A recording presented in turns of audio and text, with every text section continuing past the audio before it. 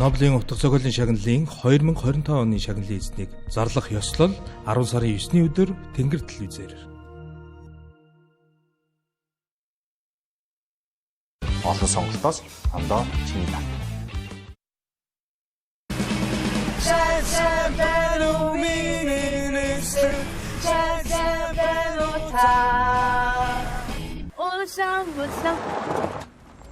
Яасан бэ хаа? Өргөжлөлөө дуулъя л та.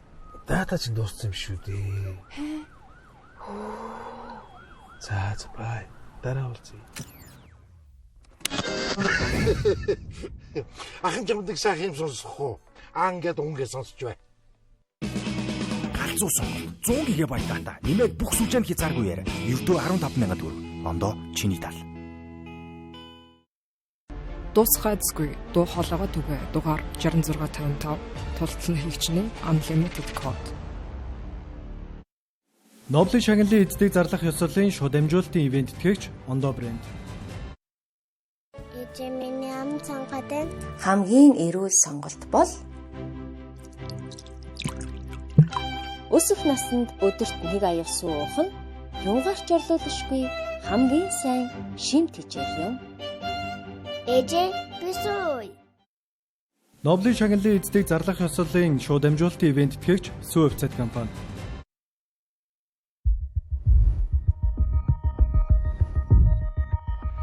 Нобелийн утга зохиолын шагналын 2025 оны шагналын эзнийг зарлах ёслол 10 сарын 9-ний өдөр Тэнгэр телевизээр.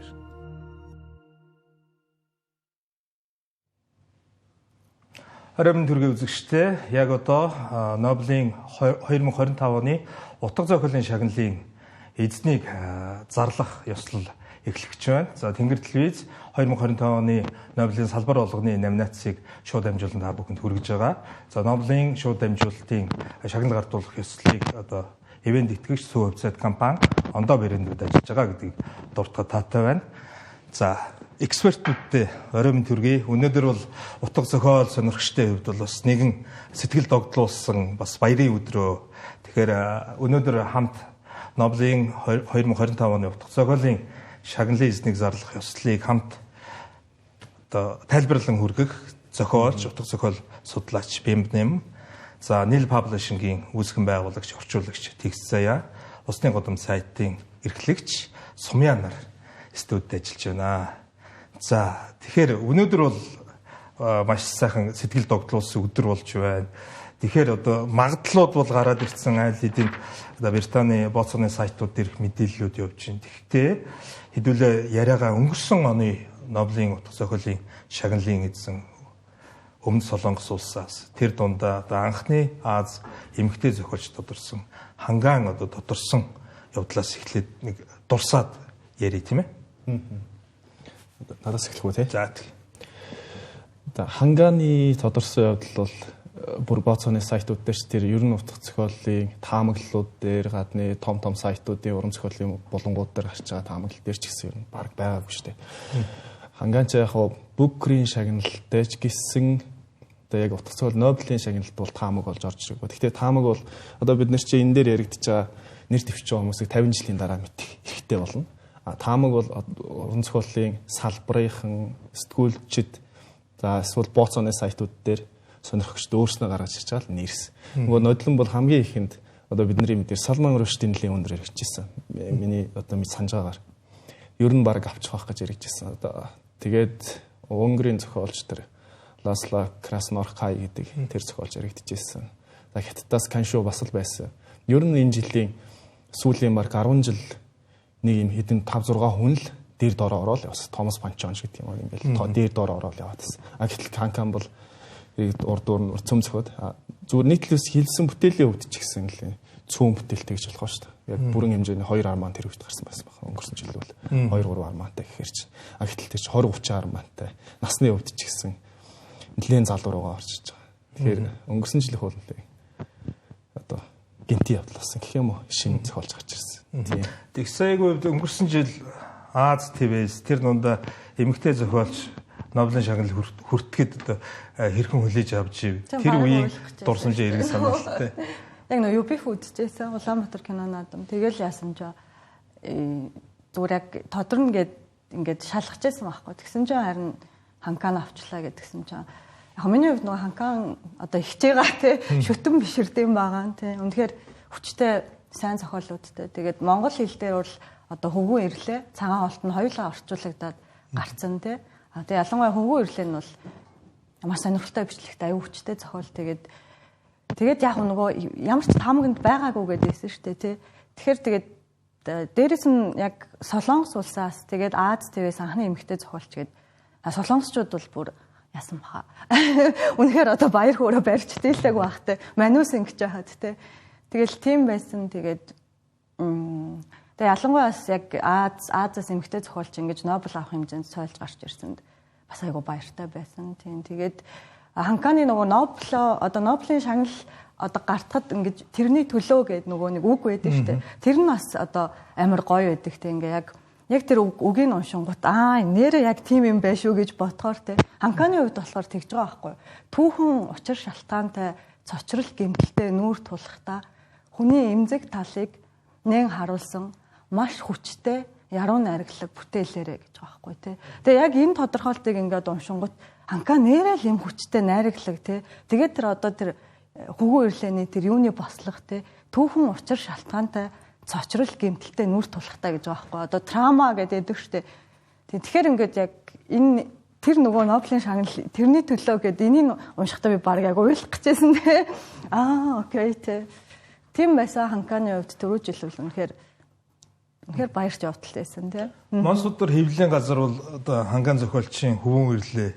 За цагаан хоолтон аль алийг хэвлсэн. Ялангуяа одоо яг 10 сард Нобелийн шагнал хүртгээс өмнө хавар одоо ном билгийн орчуулгаар цагаан хоолтон хэвлэгдсэн байсан шүү дээ. Таны хувьд бол хоёр зохиолын хоёулангийн уншсан уу? Ер нь ханган зохиолчийн тухай танд үлдсэн сэтгэл юу вэ? Ханганы Нобель авсан өдөр ялч хүмүүс номын салбарынханд айгүйх баяртай мэдрэмж төрсөн мэдрэгдэжсэн байхгүй юу? Ялангуяа сошиалч юм хүмүүсийн хандлагаар харахад яагаад гэхээр ер нь бол Нобелийн шагналтны бүтээлийг яг Нобелийн шагналт тодорсны дараа хэвчлэн орчуулдаг. Одоо нэг зохиолч тодорлоо тэрний дараа орчуулах тий эрхийн авах үйл явдлага ингээ явсараад баг дараагийн Нобелтныгаа гарч ирэх хүртэл одоо энэ үйл ажиллагаа уусаа ном бүтээн гэдэг чинь урт хугацааны ажил тий ингэж явдаг. Тэгсэн чинь өмнөх жилийн тохиолдол болохоор зэрэг төрүүлсэн байсан. Нобель авахаас өмнө тэр хүний ном Монгол аль хэдийн орчуулагдсан байсан. Тэгээ орчуулагдсан байхад бас маш том нөлөө үзүүлсэн манай феминизм судлаач 18 онд гарсан цаг хугацаа илэн гэдэг номдоо угаасаа тэр зохиолчийн талаар ингээд одоо монголчуудад таниулах маягаар тэг ингэж оруулсан байсан. Тэрний дараачаас бас Монсуудаар хэвлэлийн газраас аль хэдийн гарсан байсан. Тэгэнгүүт энэ хугацаа хэмснэрээ яг өнгөрсөн жилчингээ ер нь манай номын салбарын ханганы зохиолоор айгүйх амьсгалсан, дахиж уншсан. Тэгээд дахиад сая бас шинээр орчуулагдаж гарлаа. Тэгэхээр ингээд ер нь бол дэлхийд даяарчлагдж байгаа дэр нэмээд монголчууд бас ингээд утга зохиолын талаас айгүй сайн мэдрэмжтэй ханддаг болсон байна тий. Тэгээд ямар нэг байдлаар төрүүлж алхам хийсэн нь бас ингээд хожил авчирдаг. Одоо жишээ нь тэр зохиолыг төрүүлж гаргаснараа монсодор магадгүй ингээд өөрсдөө давуу тал бий болгох чинь тий. Дээрэс нь бас манай судлаач нар одоо бивний мах жишээ нь ингээд үн цэнтэй судлаач үн цэнтэй одоо юу гэдэг чинь хүн гэдгээ бас ингээд тодорхой хэмжээнд харуулж байгаа болохоор энэ ингээд манай одоо юу гэдэг чинь утга зохиолын салбарт хүртэл ингээд айгүй том нөлөө үзүүлсэн. Тэгээд дээрэс нь ханган бас одоо юу гэдэг чинь Нобелтон болсноороо Солонгосын зах зээл дээр нөгөө номын худалдаа 12 дахин өссөн гэж өнөөдөр харлаа. Тэнгүүт тэр чинь зөвхөн өөрийнх нь ном зарагдсан биш байхгүй. Тэр улсад байгаа бүх зохиолчдын уран зохиол гэдэг рүү хүмүүсийн анхаарал хандаад тэгээ нөгөө тэр хүмүүсийн унших сэтэл нь нэмэгдээд одоо ханган ганцхан зохиол одоо гарлаа гэж зөвхөн хангааны сонирхоод байхгүй шүү дээ тий. Хангаанаас гадна тэр хүнд нөлөөсөн хүмүүсийг хүртэл сонирхож эхлэн хүмүүс. Тэгэхээр ингээд нөгөө салбар дотроо айгүй том тэтлэх боломж олгож байсан. Тэгээ энүүгээр ингээд ааста бүр айгүй гоё одоо боломжийг гэх юм уу гаргаж өгсөн гэдгээр бид нарт хүртэл айгүй гоё нөлөөлсөн мэн гэдгийг бас харсан ч өнөөдөр айгүй гойсон нэгцэн. Тэгэхээр хэдүүлээ одоо 2025 оны Нобелийн утга зохиолын шагналд хамгийн хүчтэй яригдж байгаа Британий голлох одоо босооны сайтууд дээрх одоо Otis гэж нэрлэгдэх те магадлалын хувийг хэдүүлээ график дээрээс харъя. За эндээс харахад бол Австралийн зохиолч Gerald Murray нь бол 5.1% Otis-тэй тэргүүлж байгаа харагдаж байна. За хоёрт Унгарийн зохиолч Ласна Краснехорка тэгээд одоо нөгөө Ривера Гарса энэ тэгээд бидний сайн мэддэг Харуки Мураками тэгээд энэ Каншуи энэ ингээд нэрсүүд ингээд явж байна. За яг энэ магадлалууд дээр BM8 судлаачийн хувьд таны хувьд ер нь ямар таамаг байна? Энэ жил ер нь хэн авах магадлал өндөр байна? Сүүлийн жилүүд бол магадлал банк нэр нь өндөр явж байгаа хүмүүс бол эхний дээгүүр бол яг өнгөнд харагдаж шүү дээ, тийм ээ. Гэтэ одоо магадлал айгүй хэцүү юм лээ. Жил болгоны Нобелийн шагнал дээр бид нар ч одоо өөрсдийн нэг магадлал төвшүүлнэ шүү дээ, тийм. Минийх өрөнд таараагүй. Тэгээ магадлал бол үнэхээр хэцүү юм байна. Жишээ нь одоо John Posse байна, Ано Эрно байна, тэгээд Ханган байна. Дандаа таамаглаж байгаа зохиолч. За яг энэ төвшүүлж байгаа нэрс дээр бол үүнд хаарад байдгийг. За ийм юмрхүү зохиолчд бол байж болох юм аа гэд. Би бол нодлон Салман Уршдыг л хэлээ харж ирсэн энэ тхийн зохиол Салман Уршд. Энэ жил бас гараад ирсэн билээ. Энэ тхээс ахад Амиту Гош гэд бас алдартай зохиолч бас гараад ирсэн. Дүрс ороод эхэлсэн тийм ээ. Mats Malm och akademins ständiga sekreterare. Akademin har sammanträtt och det finns ett beslut som vem som... Welcome to the Swedish Academy. My name is Mats Malm. I'm permanent secretary of the Academy. The Academy has now convened and we can announce... За, шагналын эзнийг зарлагтаа бол мэдээж уламжил ёсоор эхлээ шивэд хэлээр зарлана. Дараа нь англи хэлээр ялагчийн нэрийг зарлана гэдгийг зөвшөөртэй сануулж хэлээ. För hans visionära och kraftfulla författarskap som mitt i undergångens... Ялагч тодорчлоо тийм ээ. Красна Хоркай сүүлийн миний мэдээр л 10 жил яг одоо Нобелийн сунгаан гэх юм нэр дэвшиж гарч ирж байгаа. Ер нь Унгарын зохиолчийн тухай хэр мэдээлэлтэй. За 2015 онд бол Мен Бүкер шагналын эзэн болж ирсэн. За хүмүүсийн хамгийн сайн мэдгээр нөгөө Сатан Танго гэдэг романы зохиолч гэдгээс өөр мэдээлэл бол надад бол та. Миний зүгээр нэг таамаглаж ирсэн юм нь бол Нобелийн шагнал газар зүйн байршлаас их нөлөөтэй юм шиг санагдав. Ялангуяа улс төрийн асуудалтай холбоотойгоор зүүн Европын зохиолчид л анхаарал татж байгаа яг одоо. За Азийн хэсэг зохиолчид байна. Тэр дундаа Солонгос зохиолчид, нөгөөх нь болохоор улс төрийн үйл ажиллагаатай холбоотойгоор зүүн Европын зохиолчдын хуучин социалист лагерын постсоциалист орнуудын гэдэг юм уу зохиолчид илүү олон анхаарал татж байгаа учраас яг Ласло Краснахай бол нэлээд одоо сайн өрсөлдөгч гэж харж ирсэн. Зохиолуудын ерөнхий агуулга нь бол улс төр болон философийн суурьтай зохиолууд бичдэг. Хамгийн алдартай юм нь бол урт өгүүлбэр бичдэг. Нэг өгүүлбэр нь хэдэн хуудас дамждаг гэдгээр алдартай шүү дээ. Тэгээд ер нь нэлээд бэрх бичлэгтэй бичлэгийн хувьд нэлээд бэрх бичлэгтэй тийм зохиолч юм байна лээ. Ер нь бол бас таамаг экспертүүд, утга зохиол судлаач нар ярьж ирсэн тийм ээ. За Каншугийн нэр бол нэлээд магадлал өндөр байна. Гэхдээ өнгөрсөн жил Азаас зохиолч Нобелийн шагналын эзэн тодорцсон учраас дахиад Аз ТV-с өгөхгүй байх гэж ярьжсэн. Энэ дээр та хоёрын хувьд судалж мэдсэн. Ер нь та хоёрын хувьд одоо нэгэнд яг ялагч тодорчлоо. Гэхдээ хэнийг ер нь аваасаа гэж та гурав бас хүсэж юм. Тэрийг бас хуваалцъя тийм ээ. Тэгшээгийн хувьд. За. Би болохоор ер нь бол нөгөө газар зүйн байршлыг аягүй чухал нөлөөтэй гэж хэлсэн. Тэгээ түрүүн BM8 судлаач бас Амиту Гош гэдэг зохиолчийн талаар дурдсан. Тэгээ би бас энтэг зохиолчид аягүй найдлага тавьчихсан. Яа тэгэхээр энтэгчүүд ер нь тагуурээс хойш Нобелтон болоогүй. Гэхдээ бас нөгөө утга зохиолын салбарт тодорхой хэмжээнд аягүй том нөлөө үзүүлж чаддаг. Ялангуяа тийм нөгөө өөрсдийн соёлын чиглэлтэй аягүй авч явдаг. Тэнгүүтлээ яг Салман Уршдийн нэр байнга яригддаг ч гэсэндээ ер нь Уршдийн авах магадлал аягүй бага. Яа тэгэхээр тэр хүний нөгөө улс төртэй холбоотой асуудлууд аягүй гардаг учраас Уршдийг бас тодруулахгүй байх магадлал аягүй өндөр учраас тэрний араас орж исэн хүнд аягүй бас найдлага тавьж исэн. Тэгээд Японы гинэ Хятадын зохиолч эмэгтэй. Тэгээ би өнөөдөрхөн бас судлаад үзчихсэн чинь яг тэр нөгөө бичгийн нэр юм блэ.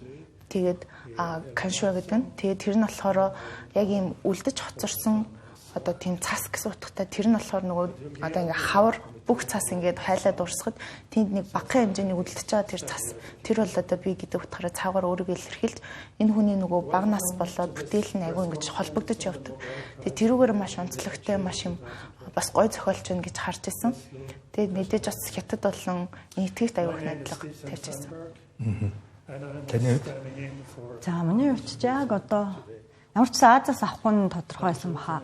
Тэгээд ер нь Европоос дахиад тодорхой бах таа гэж бодож байсан чинь тэр ёсоор боллоо. Гэтэ яг би энэ зохиолчийг бол яг зохиол бүтээлийн бол үнэхээр уншиж үзээгүй юм байна. Тэгээ одоо тэгээд одоо Нобель авчгаар одоо хүмүүсийн анхаарал одоо энэ зохиолчлууд тэртээ хандах байх л та. Тийм. Тэгээд яг нөгөө яг Нобелийн одоо шагналтыг яг яаж тодруулдаг тэр нэг процессын нэг хальт хэлэх үү одоо нэг 18 хүнтэй хороо байгаа тий. Тэндээс 18 хүнтэй хороо байгаа. Гэхдээ эхлээд одоо Нобель авсан хүмүүс одоо утга зохиолын байгууллага тий. Ихтэй сургууль тэгээд одоо утга зохиолын бас нэр хүндтэй байгууллагууд ингээд одоо Нобель нэр дэвшүүлэх одоо хүнээ явуулдаг. Тэгээд ерөнхийдөө бол нэг 600 хүнд урилга өгдөг гэдэг юм байлээ. Одоо та нэрээ дэвшүүлнэ үгээд тэнгуут тэд нар нэрээ дэвшүүлээ 200-аас 300 зохиолч гарч ирнэ. Тэднээс эхний удаад 25 зохиолчийг одоо short list гэдэг чинь эхний байдлаар тодруулна. Тэрийг тодруулсны дараа яг одоо тэр Нобелийн хороо тэр 25 уншиж судлаад хамгийн сүүлд финал short list нь 5 хүн тодорно. Тэгээд тэр 5-аасаа яг одоо тэр 18 хүн нь яг одоо олонхын саналаараа одоо нууцаар санал өгөөд тэгээд тэр 5-аасаа нэг нь тодордог. Тэгэхээр яг энэ үйл явцын нэрт одоо тэр сүүлийн 5 хүнийг болохоор 50 жилийн турш нууцлалдаг одоо тэр тэмдэглэлтэй. Тэгэхээр түрүүн Бямбаач хэлээдсэн шүү дээ. Одоо хэдүүлээ 50 жилийн дараа л одоо тэр 5-д одоо хин байсан яасан тэр мэрийг одоо мэдгэн нэ шүү дээ. Одоо бол 70 хэдэн оны Нобелтныг л бид нар дөнгөж дээ одоо ямар 5 тодорж байсан те. Одоо ямар нэгэн улс төрийн юм уу одоо ямар нэгэн нөлөө оруулахын тулд тэгж одоо нууцлалчлаа юм л та те. Тэгэхээр тэгээд ерөнхийдөө бол яг 5 хүнээс л одоо тэр 5 нь одоо хэн байсан юм бол энэ жил те. Man Booker шагналын эзэн болсон хүн удалгүйч гэдэг юм уу одоо Нобелийн утга зохиолын шагналтан болох юм хандлага бол бас харагдж байна л да. Одоо хамгийн ойрын жишээ бол Ханган байна тийм ээ. Тэгэхээр энэ Man Booker шагнал одоо шагналын тухай бас үзэгчд мэдээлэл өгвөл тийм ээ. Энэ шагналын одоо ач холбогдол нөлөө юу нэр байд юм бол Man Booker чинь за жил болгон тодруулдаг. Тэгээд Нобель шиг бас Man Booker-ийн нэг онцлог нь бол нөгөө long list буюу урт чагсаалт, богино чагсаалт гэдэг жилийн турш зохиолуудаа шууд уншаад явдаг юм лээ. Тэгээд long list-ээ эхэл зарлаад нэг 20 зохиолч гэдэг л long list-ээ эхэл зарлаад тэгээ явж байгаад удирлын эцэстээр одоо богино чагсаалтаа гаргаж тэндээсээ тодруулж байгаа шүү дээ. Тэгээ бараг л одоо нөгөө хүн доктор авахын тулд магистр хамгаалсан байх хэрэгтэй гэдэг шиг Man Booker бол юуны Нобелийн шагналын руу босго болчиход байх шиг байна. Тэгээ сүүлийн үед шагнал авч байгаа зохиолчтой харахад бол дандаа л Man Booker-тэй. За энэ дотроос сая зүгээр таамагт явж байсан зохиолчтоос бас тэр хиттийн зохиолч Саншвэ гэдэг нь бол Man Booker-ийн урт чагсаалтанд орсон. За бусд нь бол бараг л бүгд л Man Booker авсан. Мураками Man Booker аваа бох тий. Юу нэг Кавабатагийн шагнал авлаа. Тийм бах. Тийм бусд нь бол дандаа Man Booker-тэй зохиолчтой байгаа байхгүй.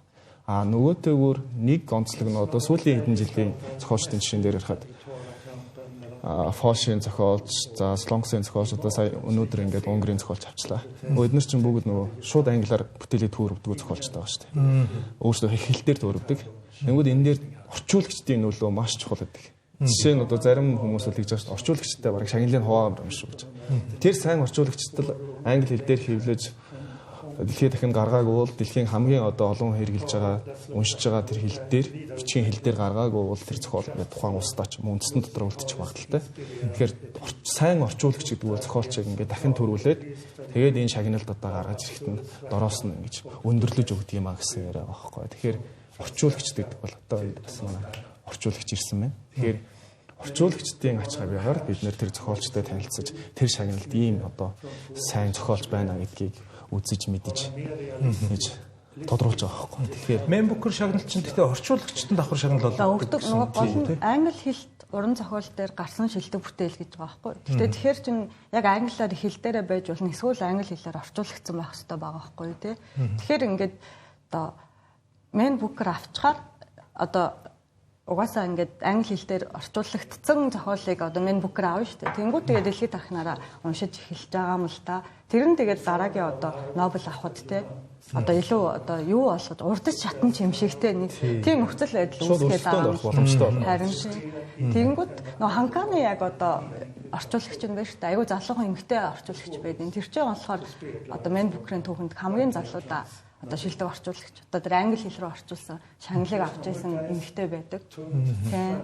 Тэр цагаан олдныг одоо яг англи хэл рүү орчуулсан тэр юугаар авч ирсэн. Тийм. Тэгээд ханкан дээр ер нь бас амар юу байх юм те. Орчуулагч нь хүртэл дагаад эмэгтэй хамгийн залуудаа авсан гэдэг ер нь цаадах юм бол ингээд амар их юм бий болгосон хүн юм байна.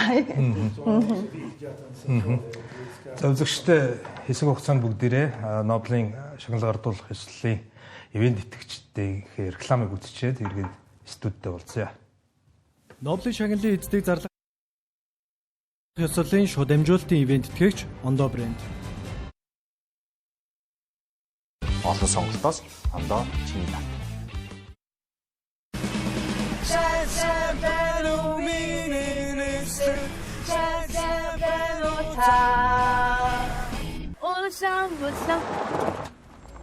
Яасан бэ хаа?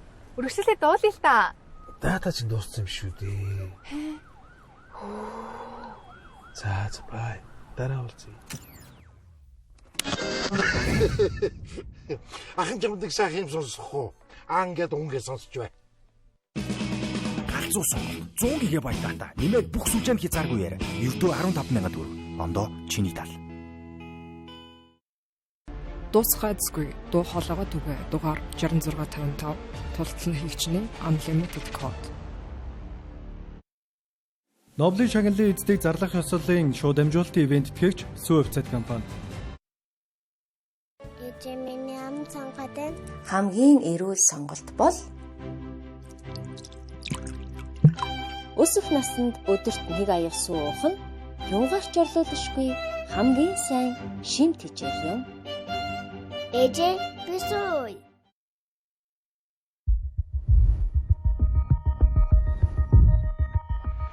Нобелийн утга зохиолын шагналын 2025 оны шагналын эзнийг зарлах ёслол 10 сарын 9-ний өдөр Тэнгэр телевизээр.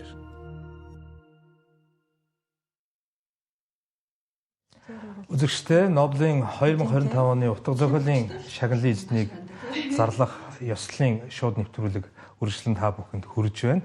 За экспертүүдтэйгээ үргэлжлээд ярий.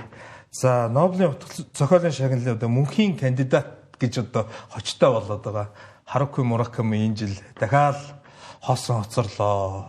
Тэгээ энэ дээр та гурвынхаас сэтгэлдлийг сонсъё.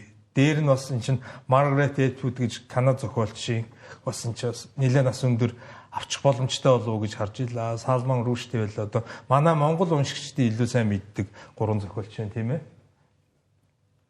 Энэ дээр бас сэтгэлээ илүү. За Ласло Краснохаркаг одоо сүүрлийн үеийн аимшиг дунд урлагийн хүчийг дахин тунхаглаж онцтой мэдрэмжтэй бүтээл төөрөснийхэн төлөө Нобелийн шагналын хорооноос Нобелийн 2025 оны утга зохиолын шагналыг одоо гардуулжээ.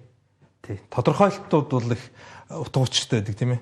Тий, энэ тодорхойлолтуудыг одоо магадгүй тэр Нобелийн хорооноос л агуул нөгөө тодруулж байгаа хүмүүс дундаас яадаг гаргадаг бах тий. Нэг өгүүлбэрээр энэ зохиолчийг ингэж нөгөө онож хэлнэ гэдэг бол аимшигтай байхгүй юу. Тэгээд маш сайн онож хэлсэн байдаг. Хангааны тодорхойлолт. Ер нь ямар ч зохиолчтой яг тодорхойлолтууд бол маш одоо тэр сүүрлийн үеийн аимшиг дунд гэдэг яг л нөгөө зүүн Европын туулж байгаа хөв тавилангил хэлж байгаа байхгүй юу. Тэгээд тэр дунд чинь хамгийн гол нь нөгөө тэр аимшигтай улс төрийн юм уу түүхэн юм хэцүү нөхцөл байдалд хувь хүний оршихуйн тухай асуудлыг агүй хүнддэг зохиолч юм шүү лээ. Яг гүн гүнзгий бүр ингээд гаднаас нь дурсалхээс илүүтэй бүр дотгош нь ингээд хувь хүнийх нь оршихуй сэтгэл зүйн талаас нь бүр гүн гүнзгий хүнддэг зохиолч л гэж үзсэн. Экзистенциалист чиглэлийн зохиолч. Тиймэрхүү аяга юм шиг.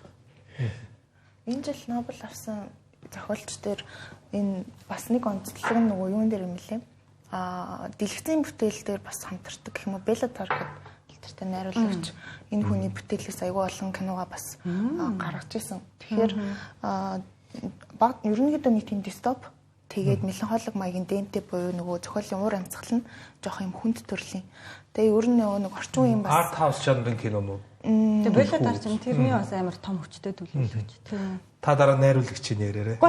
Тийм гэхдээ би харин сая сонсоод хөөх гэж бодлоо. Бела Тархад ер нь их ойрын найз нөхөд тэгээд яг анхны одоо уран бүтээлүүдээ энэ хүний зохиолоос ингэж бас одоо юу гэдэг чинь санаа авч юм уу те сэтэл авч эсвэл зохиолыг нь одоо screenplay болгож ингэж явж исэн юм лээ. Тэгээд ер нь бол постмодерн маягийн тийм зохиолтой. Тэгээд яг 15 онд одоо Booker авсан одоо яг 10 жилийн дараа буюу одоо 25 оны Нобель авч байгаа юм хүн юм байна гэж ер нь би харж ирсэн.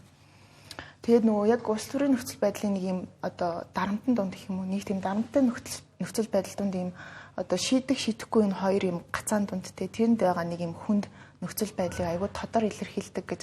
Тэгээ одоогийн орчин үеийн бас нийгмийн нөхцөл байдал урамсгалтай бас энэ хүний бүтээлүүдийг холбож магадгүй гаргаж ирж байгаа гэж санагдаж байна. Тэгсээгийн хувьд одоо киноны бол бас маш сайн одоо судлаач, орчуулагч. Тэгэхээр энэ Сумягийн нэр дурдсан дээр хамтран зүтгэгч Унгар найруулагчийн тухай ямар тодорхой мэдээлэл байна? За Беллатар болохоор нөгөө дараагийн Тарковский ч юм шиг те одоо нэлээд удаан меланхоликтэй, ярьлаач цайтай тийм бүтээлүүдээр тэгсээр нэ тэр нөгөө одоо хүний сэтгэл зүг амар гүн гүнзгий яргасан гэх юм уу те тийм бүтээлүүдээр одоо айгу алтартай. Тэгээд амар урт одоо кинонууд нэлээд урт байдаг те. Тэгээ харин одоо ямар ч одоо кино сонирхчийн хувьд бас үзэхэд нэлээд одоо челленж болохоор те Беллатар хингөтхөө те тийм одоо юу байдаг найруулагч байдаг. Тэнгүүд харин сая бодлоо л доо энэ хоёр ингээд ойр юу байдаг гэхээр харин би жоохон төсөөлчлөө те зохиолынх нь уур амьсгалыг харин төсөөлчлөө те түрүүн Бямба ярьсан шүү дээ нөгөө одоо зохиолч бол өөрийн гэсэн юм амар хүчрхэг юм үгийн ертөнц бүтээж байгаа шүү дээ. Тэрэндээ бол одоо зарим нь бол одоо маш гоё товч яруу бичдэг ч юм уу, зарим нь асар ингэж одоо зууралтуулжтэй ингэж уртаар бичдэг. Одоо Памук бол бүр тэрэн дээр болохоор амар юу те. Тэгсэн чинь харин Бямбаса тэр нөгөө яг тийм болохоор яг зохиолчтой хувьд тэр одоо бүтээлээ ямар хэлний арга барил ашиглаж бичиж байгаа гэдэг чинь бас өөрөө айгу гой сонирхолтой асуудал те. Тэгэхээр харин яг бодлоо за уншиж үзье те. Тэгжээд яг тэр одоо илэрхийлж байгаа арга барил нь бас нэлээд сонирхолтой байж магадгүй те. Яг ингээ айгүй урт өгүүлбэрээр бичдэг гэдсэн шүү дээ те. Нөгөө Красноярскагийн одоо тэр хэдэн хуудас тамцсан урт өгүүлбэр монгол хэлэнд яаж буух вэ? Тэрийг ямар орчуулагч яаж болох вэ гэдгийг хэн буулах вэ? Яа гэвэл уран зохиолын орчуулга гэдэг чинь асар хүнд хөдөлмөр дээр нь маш хариуцлагатай хөдөлмөр шүү дээ. Бид нэр Красноярска унших гэдэг гэтэл худлаа орчуулсан юм уу?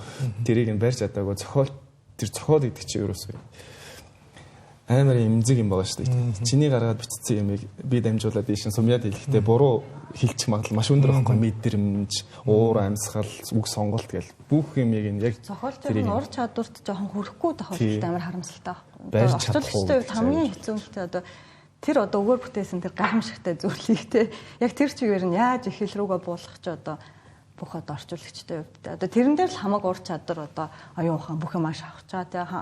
Тэгээд сайн хүрсэн тохиолдолд тэр чинь ингээд яг хэллээрээ тийм төвшөнд тэр зохиолчийг шууд уншина гэдэг чи одоо ямар ч уншигчийн хувьд хэлээр унших чинь амар гоё байдаг шүү дээ. Одоо хичнээн англи хэлтэй байгаа тэр чинь одоо манайс унган хэл ерөөсөө биш шүү дээ те. Тэгэхээр харин яг тэр утгаараа нөгөө зарим нь одоо баясаа бидгээд ярьдаг та ажиж ярьдаг байхдаа зарим зохиолчд амар аттай гээ монгол хэл рүү одоо амар сайн орчуулагчдаар буудаг. Зарим зохиолч нар болохоор ингээд айгүй сайн мөртлөө нөгөө монгол хэлний орчуулгын тааруугаас болоод энэ жахан юм болчлоо доо гэд те гэж хоорондоо ярьдаг байхгүй. Тэ уншигчд бол тэрийг нэг тийм нарийн бас анзаардгүй байж магадгүй. Яг энэ утгаараа бол Орхон Памук амар аттай одоо үе үнэхээр шилдэг орчуулагч. Тэр хүнийг монгол хэл дээр буулгасан те тэр утгаараа Памукийг айгу ярьдаг бас амар аттай одоо зохиолчтэй. Одоо жишээ нь Чехийн хоёр одоо гол Чех гаралтай хоёр гол зохиолч шүү дээ. Франц Кафка одоо уран зохиолын төвөнд гоцгой дээр Милан Кундера хоёр. Хоёулаа Чехч сан. Тий Чехээс гаралтай хоёр зохиолчийг орчуулсан үнэ жишээ нь өнөөдөр байж хаад Унграас ахаа зөв Европоос ингээд хүн тодорч ийн гэж бас сонирхолтой тавцал байлаа. Үзэгчдээ та бүхэнд Нобелийн 2025 оны шагналын эзэдийг тодруулах ёслолын үйл ажиллагааг Hondo брэнд болон үндэсний уугуул үйлдвэрлэл сүг компани ивент тэтгэн хүргэж байгаа гэдгийг дуулахад тавтай байна. За дээр асууж чагаад өөр сэдвэлээ ороод ярьчлаа. Нөгөө жилийн жилд яригддаг хүчтэй кандидатууд маань дахиад л одоо авч чадсангүй одоо Харуки Мураками Маргарет Эдвуд байна. Энэ тухай одоо ярихгүй болохгүй байх тийм ээ. Мураками би ч нөгөө Монголд Мураками фэн клуб албан ёсныхаа найт төлөөлөгч байгаа. Тийм тэгээд Мураками одоо бол хамгийн амар багтал өндөртэй нь яг тэр байсан байхгүй. 12 онд Моян аваад 13 онд Алис Мунро авсан байхгүй. Яг тэр үед чинь Муракамигийн яг Kafka on the Shore гарсан 1Q84 гарсан байсан байхгүй. Тэгээ 1Q84 чинь одоо тэр Муракамиг чи арай өөр шатанд бүр гаргацсан байхгүй дэлхийд дахинд. Яг миний хувьд 1Q84 нь хамгийн мундаг нь гэж би боддгоо. Гэхдээ яг одоо уншигч дэлхийд дахинд 1Q84 нь яг өөр шатанд гаргацсан байхгүй тэр хүнийг. Тэгэнгүүт яг тухайн үед одоо Муракамиг Нобель аавна гэсэн одоо таамаг галзууруулвал яг дээд зэгтээ хүрчээсэн.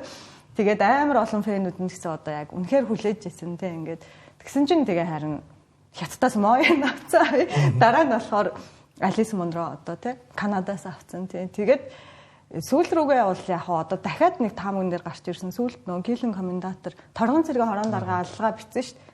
Тэгээд тэндээс нь харж байхад за бас амар олон одоо Муракамигийн одоо уншигчид тэгж утсан баха 1Q84-өөс хойш за энэ хүн баг бүх юм шавхсан байж магадгүй тий.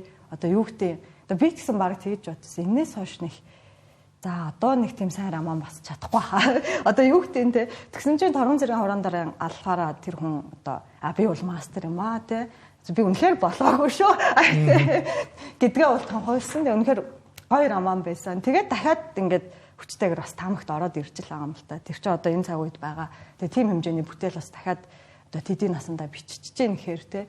Тэгэхээр харин тэгдэг. Гэтээ зүгээр яг одоо Мураками одоо яг өөрөө чухам юу гэж боддгийг яадгийг бол мэдэхгүй. Гэхдээ зүгээр яг хилдэм шиг байлаа. Айгу одоо Мураками нэгэнт одоо уншигчдынхаа хайр талхыг хүлээгээд ингээд бүр ингээд туйлдаа хүрсэн зохиолч болохоор Мураками дугасаа Нобель одоо ямар ч шаардлага байхгүй тийм. Одоо гэтэл зарим одоо зохиолчдыг болохоор Нобель гэдэг юм чинь ингээд дэлхийд тань гаргаж ирээд танилцуулж штэ. Бас нэг ач холбогдол нь тий. Тэгээ Мураками Нобель авахаар яах юм тэр үнийхтэй угаасаа дэлхийд дахнараа шүтэн бишрээд уншиж байхад тий. Бас нэг тийм тэгэхээр ингээд айгүй олон хүн тэгдэм байлээ. Мураками дугаасаа Нобель хэрэггүй тий. Миний хувьд л тэр одоо 2006 оноос хойш дэвшээд тэгээ өдөө хүртэл авахгүй нэг тэр хүнд ч гэсэн өөртөө ч гэсэн хэцүү санагдаж байгаа л үү. Зүгээр яг яагаад авдггүй гэдэг асуулт бол үеийн жил болгоно л одоо фэнүүдийн дунд ч юм уу уншигчдын дунд явагдчихэдэг. Тэгэхээр хамгийн том хоёр зүйл нь бол нэгдүгээрт нь зохиол нь жанр новел байна уу гэдэг трейлер ч юм уу ямар нэгэн сэдвийг ингээд дагнан бичээд идэг. Зохиолууд нь хоорондоо ерөнхийдөө юм арманад нь төстэй байдаг ч юм уу те. Хоёрдугаар дээр хит барууны ингээд стилтэй бичдэг.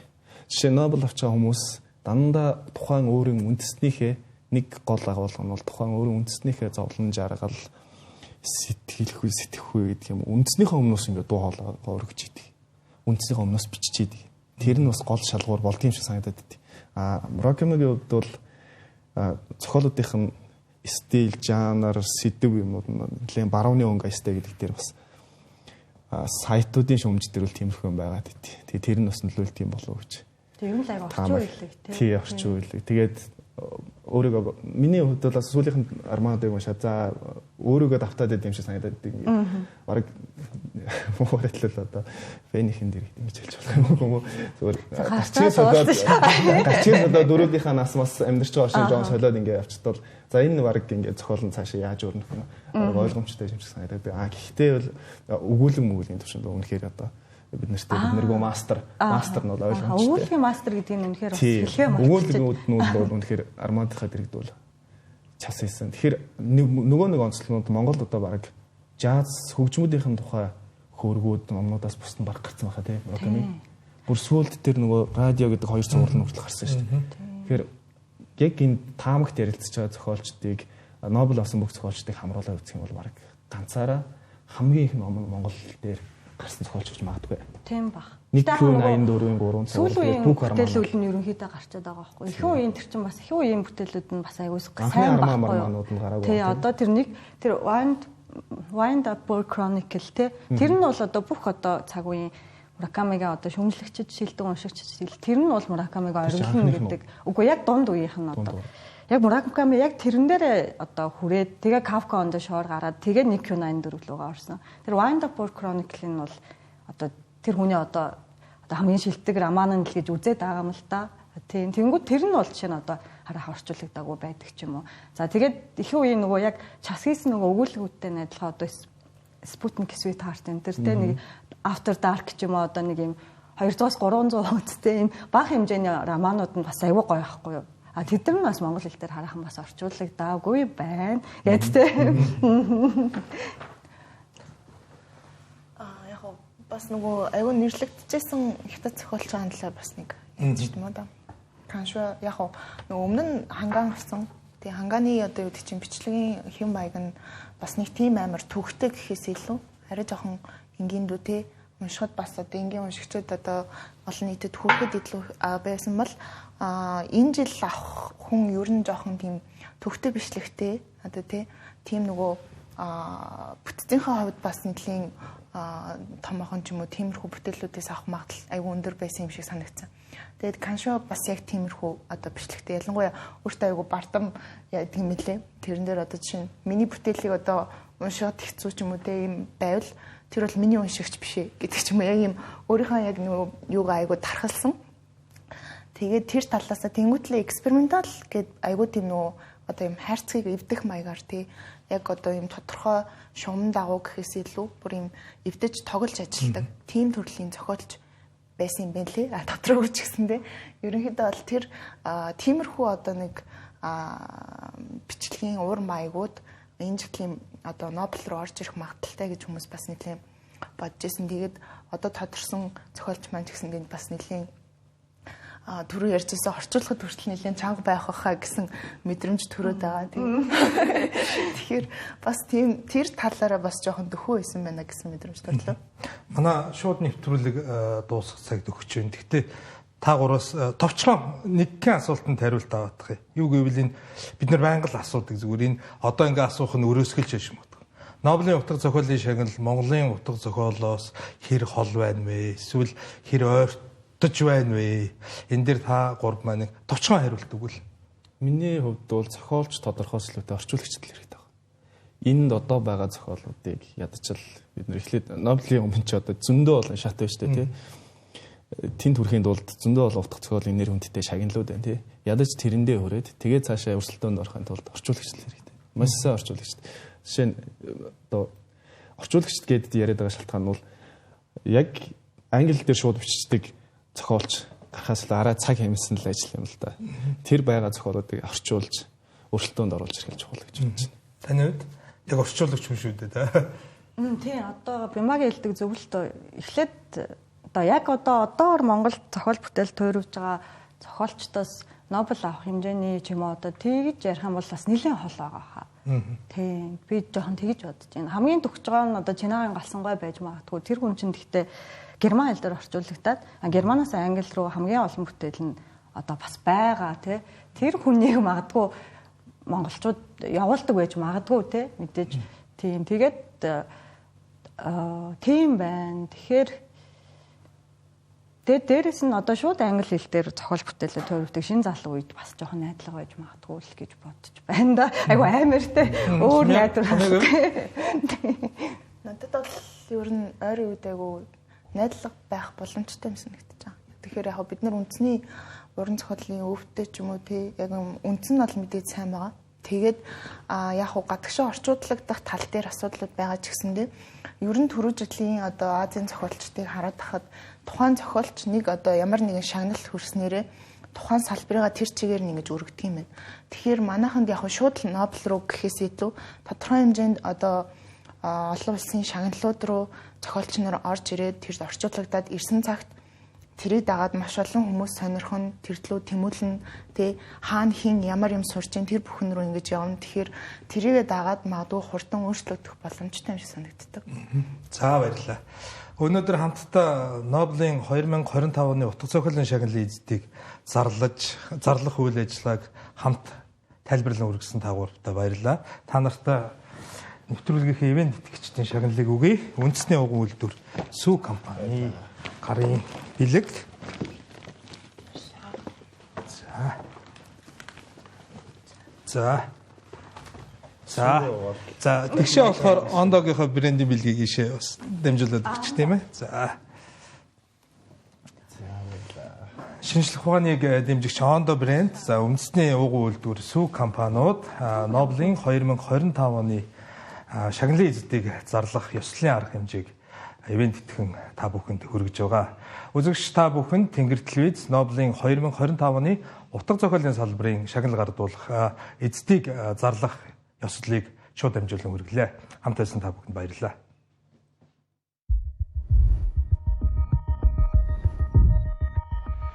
Нобелийн утга зохиолын шагналын 2025 оны шагналын эзэдийг зарлах ёслол 10 сарын 9-ний өдөр Тэнгэр телевизээр. Олон сонголтоос ондоо чиний